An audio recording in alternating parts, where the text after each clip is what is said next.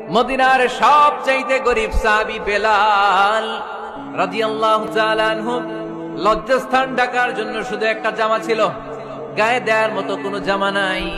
এই সাহাবীর মতো গরিব কোন সাহাবী মদিনার জমিনে নাই।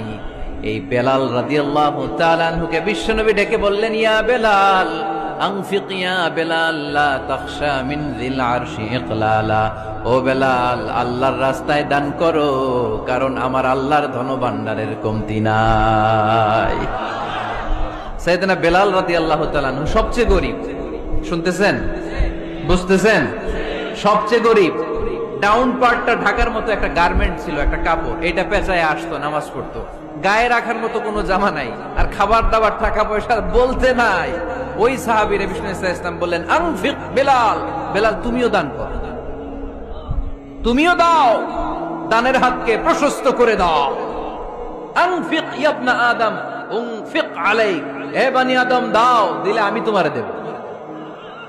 যারা দান করে বেশি তাদেরকে দেয় কে? দিলেই আসবে, না দিলে আসে না। আপনি দেন, দেখবেন আসতে শুরু করছে। এটাই সিস্টেম। দিলে কমে না, না দিলে কমে। সুবহানাল্লাহ পড়েন।